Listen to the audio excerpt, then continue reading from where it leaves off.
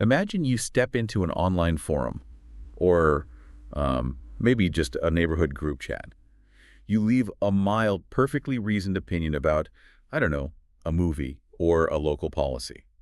And within 3 minutes, you are fighting for your life in this toxic, radioactive wasteland of an argument. Oh, yeah. It happens so fast. Right, like someone is writing a 40-message thread about how your entirely polite observation actually proves you are, morally bankrupt. Why does this happen almost every single time we try to communicate online? It's not just disagreement anymore. It feels like an existential attack. It genuinely does. I mean, we log on expecting this polite exchange of ideas, a civilized debate, maybe trading perspectives like we used to trade baseball cards. Yeah, exactly. And instead, we find ourselves airdropped onto a battlefield where every single participant is absolutely convinced they are holding the ultimate unassailable truth. And they are fully willing to destroy you for questioning it. It's like we've collectively forgotten how to talk to each other without every conversation turning into a zero-sum struggle for dominance. Well, today we are taking a deep dive into two freshly written philosophical essays by the author Shouyang Lin, dated exactly around today, June 30th and July 1st, 2026. Fascinating stuff, really. So our mission today is clear. We're going to unpack Lin's theories to understand exactly why advancing freedom of speech is facing such an impossible systemic dilemma right now. We'll briefly touch on his baseline definition of right and wrong, but our primary focus is going to be heavily on his July 1st essay. Right, that's source 3200914. Exactly. That essay details the hidden cultural forces, what he calls power communities, that are currently rewiring our brains and actively blocking free expression. Okay, let's unpack this. Where do we even begin with Lin's definition of right and wrong? Because to understand why speech is failing, we really have to know what it means to actually wrong someone. Well, we have to begin with the concept of interference. What's fascinating here is that Lin starts with a very humble, almost counterintuitive admission for a philosopher. He says he cannot universally define what is right. Wait, really? A philosopher admitting that? Yeah, he says right is entirely subjective. However, he argues that wrong actually has a crystal clear objective definition. Wrong is simply interfering with another person's freedom. Okay, that makes sense. His baseline premise is this: if you have independent adults with no direct conflict of interest, any interference with each other's freedom is fundamentally, unequivocally wrong. That feels intuitively true. Sort of the old playground rule, don't mess with my stuff, I won't mess with yours. Yeah. But he grounds this in some serious philosophical bedrock, doesn't he? He does. He leans heavily on the Stoic philosopher Marcus Aurelius, specifically the idea that everything we hear is an opinion, not a fact, and everything we see is a perspective, not the truth. Every single human being experiences the world completely differently, locked inside the dark theater of their own brain. Because of that, no one has a monopoly on objective reality. Therefore, forcing your reality onto someone else, interfering with their right to experience their own reality, that is the root of all human conflict. But wait, I need to push back on this absolute rule of no interference. Because if we are completely independent and any interference is wrong, what about the law? Or, what about parents and children? That's a fair point. Like if I'm driving 90 miles an hour through a quiet residential neighborhood, a police officer pulling me over is definitely interfering with my freedom. How does Lin justify that? Well, if we connect this to the bigger picture, Lin is very careful to carve out specific logical exceptions based on capacity and consent. Okay. Minors and dependents are the obvious exception because they haven't yet reached a point of maturity where they can take full responsibility for the consequences of their actions. Parents have to interfere. It's a biological and ethical duty of care to protect the child until they are independent. Got it. And what about my speeding ticket? As for society and the speeding ticket, Lin argues that laws are acceptable only because they are, theoretically, voluntary contracts. The classic social contract. I agree to stop at red lights, and in exchange, I get the assurance that other people will stop at red lights so I don't get T-boned in an intersection. Precisely. We willingly agree to give up a tiny fraction of our absolute wild freedom in exchange for the safety, predictability, and order of the community. But that interference is strictly bound by mutual consent. Outside of dependence and agreed-upon societal contracts, interference is wrong. Okay, physical space and legal boundaries are pretty easy to measure. If I block your car, I'm interfering. But where Lin's theory gets genuinely uncomfortable is when he maps this exact same logic onto our internal cognition. Onto language. Yeah, this is the big shift. How can my words mathematically equal a physical infringement on your freedom? This brings us straight into the core of his July 1st essay, doesn't it? Exactly. And this is where we move from physical boundaries to cognitive boundaries, which is where things get messy. Why do we argue so intensely? Well, Lynn points out that language is fundamentally just a tool we use to describe our own internal cognition. Right. Because you are the only person experiencing your thoughts, your words perfectly describe your reality. In your own mind, you are completely 100% right. So my words are right for me, your words are right for you. That makes total sense. Nobody knows my brain better than I do. If I say it feels cold in the room, I'm right, even if you feel warm. Right. But here's the cognitive trap Lynn exposes. Because we feel so undeniably right in our own minds, we often assume that our rightness is a universal, objective fact that everyone else must bow to. Oh, wow. And that's the exact moment speech crosses the line into an infringement. Yeah. It's when we decide that because our internal reality feels so true to us, the other person's reality must be wrong. And we try to force our worldview onto them. We try to override their internal cognition with ours. That's spot on. Think about the last time you felt someone talking at you rather than to you. Lynn is arguing that this isn't just annoying. It's a literal interference with your freedom. It's a hostile attempt to hijack your perspective. And it becomes especially damaging, almost tragic, when this forced perspective is pushed onto those immature or dependent individuals we mentioned earlier. Right, like kids. Yeah. When we rob someone like a child or a subordinate of the psychological space to form their own judgment, speech is no longer a tool for connection or discovery. It becomes a weapon of control. Which begs a massive question. If forcing our views on others is the root of conflict and it's fundamentally wrong, why is human history basically just one long, bloody highlight reel of people forcing their views on each other? Why is true free speech so incredibly hard to advance? This raises an important question, and it brings us to Lynn's central villain in the dilemma of free speech, the power community, or what he calls Kwanli Gongtongdi in the original text. The power community. Yeah. Throughout history, whether we are looking at ancient patriarchal families, sprawling empires, highly centralized religious institutions, or modern authoritarian states, human beings have frequently organized themselves into these power communities. A power community sounds like a system where the rules of that voluntary social contract we talked about are completely thrown out the window. They're completely obliterated. In a power community, power is the sole mechanism of distribution and control. Law isn't a mutual contract to protect your rights. No. Instead, law is simply whatever the powerful dictate. Everything from resources to physical movement to the right to hold an opinion requires permission from the top down. The entire architecture of the society is designed to enforce a single, unified reality onto everyone below. It's forced interference scaled up to an entire society. And this brings us to one of the most striking, honestly kind of visceral concepts Lynn introduces, the giant infant, or Jewing. That is a great visual. Let me unpack this analogy because it is incredibly vivid. Lynn argues that when you live in a power community, the system deliberately stunts your psychological growth. Think of it like keeping a magnificent tree in a tiny restrictive pot so its roots can never expand.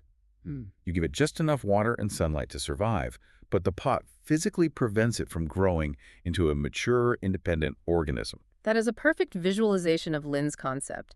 A power community hijacks individual freedom to such an extreme degree that it creates adults who are intellectually and emotionally stunted. Right. They are physically grown, hence giant, but psychologically they remain infants. They are completely obedient, they are terrified of autonomy, and most importantly, they entirely lack the ability to judge truth from falsehood on their own. They wait patiently for the authority to tell them what the truth is today. Because if you have a society of independent, mature thinkers who can spot a lie and trust their own cognition, your power community is in deep trouble. But wait, earlier in the material there's mention of social inheritance. How does this tiny pot get passed down? If people are naturally born with independent minds, how does a power community maintain this illusion generation after generation? Through that exact mechanism of social inheritance, the stunted tree doesn't know it's in a tiny pot. It thinks that's just what the universe is. So when the giant infants have children, they raise them in the exact same restrictive psychological environment. Oh, that makes sense. They teach their children to worship obedience and fear independent thought because in a power community, independent thought gets you punished. The parents literally enforce the censorship on their own kids. What's terrifying is how this environment completely warps the concept of speech. In a power community, speech isn't about expressing your inner truth. It isn't about finding common ground or debating policy. Speech is just another currency of power. Yes. The right to speak is equated with having status. You can only speak if you have the official qualifications to do so. The right title, the right rank, the granted authority. Right. People don't debate to find objective truth. They argue to prove they have the authority to define the narrative. So to even begin discussing true freedom of speech in a traditional power community is an exercise in futility. The very foundation of the culture is engineered to reject it. Okay, so how does this dynamic actually play out in everyday culture? Because you and I aren't living in ancient empires, but Lin is clearly mapping this onto modern human behavior, especially online. He does this by breaking down the culture of the power community into two distinct archetypes. He calls them Q and AQ. AQ, yes. For those who might not know, that's a reference to a famous early 20th century Chinese literary character created by the author Lu Xun. Yeah, exactly. AQ is the ultimate symbol of a peasant who is constantly oppressed and beaten down, but who continuously deludes himself into thinking he's somehow winning. He usually does this by finding someone even weaker than him to bully, maintaining his fragile pride through total self-deception. That's the exact cultural touchstone Lin is utilizing here. In Lin's framework, Q represents the rulers, the officials, the people who actually hold the reins of power. AQ represents the ruled, the masses, the giant infants. But here's the crucial psychological connection. Both Q and AQ fundamentally worship power. AQ might be oppressed by Q, but AQ doesn't want to dismantle the oppressive system. No. What does he want? AQ just wants to survive long enough to become Q. Wow. So they both agree on the rules of the game. Power is the only truth. And because they both worship power, they will aggressively attack anyone who criticizes the official narrative. Precisely. Which brings us to my absolute favorite analogy from the text. I need to unpack this magic show analogy because it perfectly crystallizes why the internet feels so toxic right now. Lin says the power community is basically a grand, elaborate magic trick. Q is the magician on stage. The magician knows it's an illusion. They know there's a trapdoor and hidden mirrors, but they never reveal how the trick is done. AQ is the audience member who is completely captivated and genuinely, truly believes it's real magic. It's a collective, unspoken performance. Q has to play the role flawlessly, and AQ has to suspend disbelief entirely to feel safe in the world. Right. So here's where it gets really interesting. What happens if you, an independent thinker, stand up in the middle of the theater, point at the stage, and explain exactly how the trick works? You show the hidden mirrors, you point out the trapdoor, you prove it's fake. What happens? According to Lin's psychological analysis, absolute chaos ensues. And importantly, the chaos doesn't come from where you might expect. You might think the audience, AQ, would thank you for freeing them from the illusion. You gave them the truth. Yeah, you'd think they'd be grateful. But instead, AQ's glass heart, their incredibly fragile, infant-like ego, completely shatters. They don't feel liberated. They feel deeply personally insulted. Exactly. If you tell them the magic isn't real, you are implicitly telling them they were foolish enough to be tricked. You are challenging their entire reality and their sense of safety. Oh, that makes so much sense. And because they are giant infants who lack the emotional maturity to process that intense cognitive dissonance, they lash out violently. Lin notes they will attack the truth teller with the disproportionate fury of someone whose ancestral graves have just been dug up.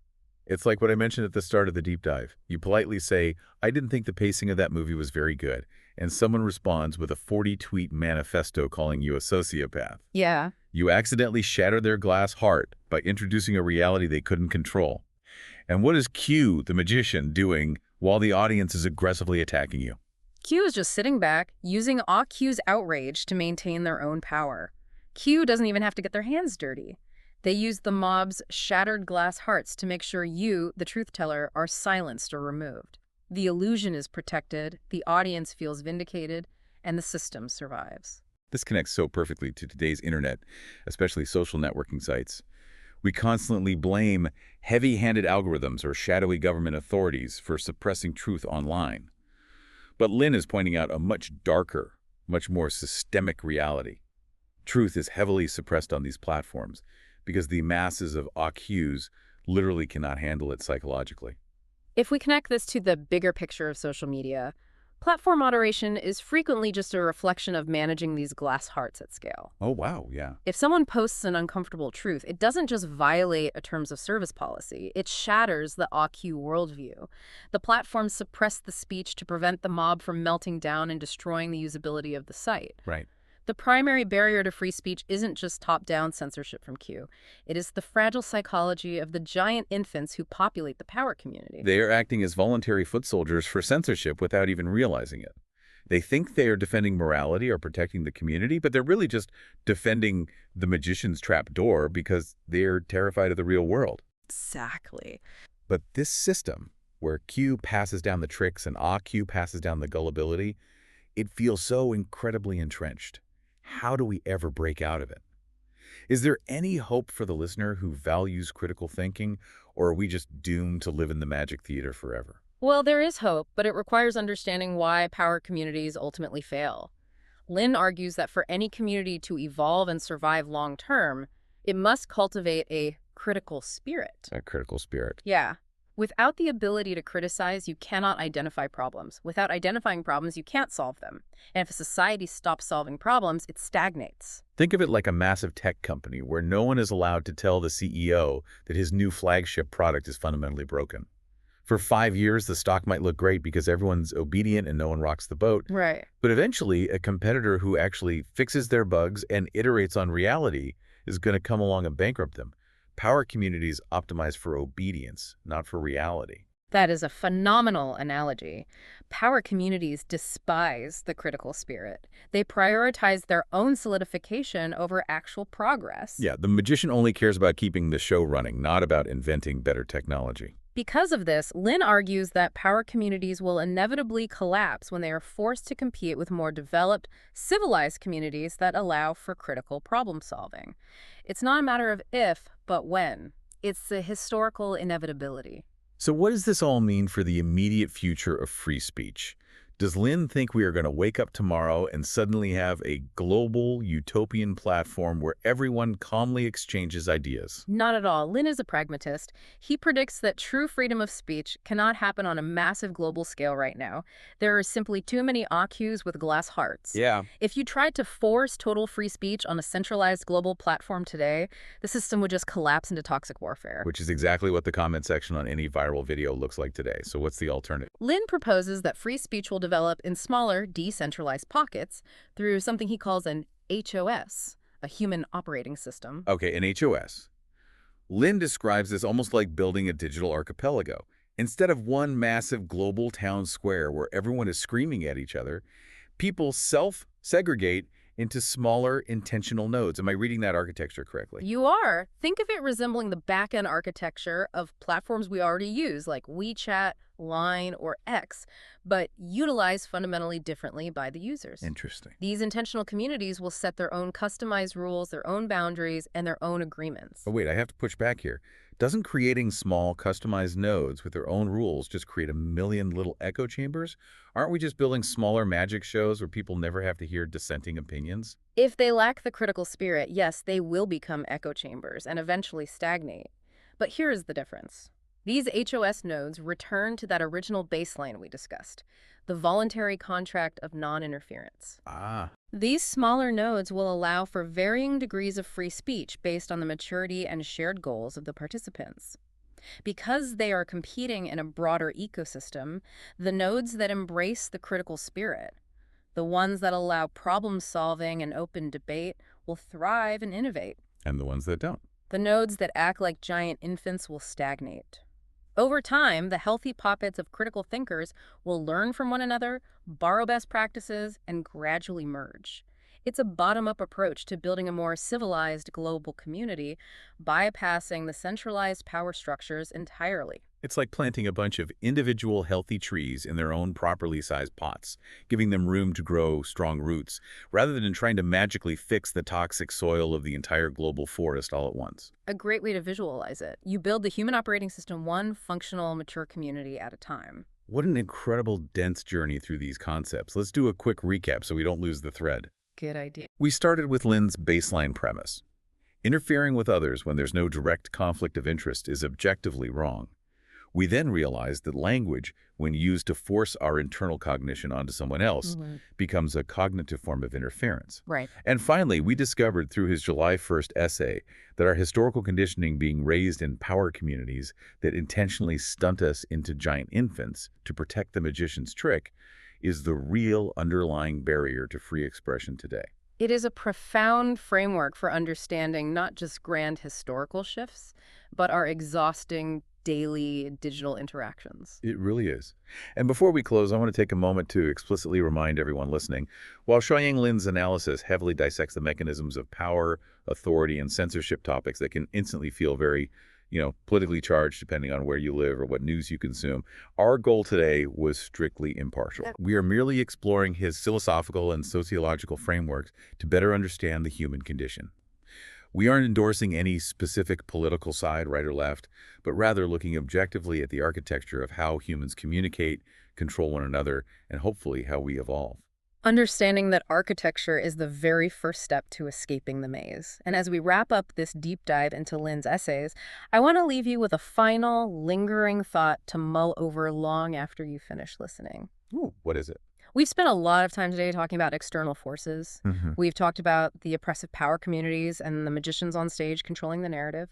But building on Lin's theory of the glass heart, what if the greatest censor of free speech isn't a shadowy government or a tech platform's algorithm or a centralized authority? What if the ultimate censor is your own internal AQ?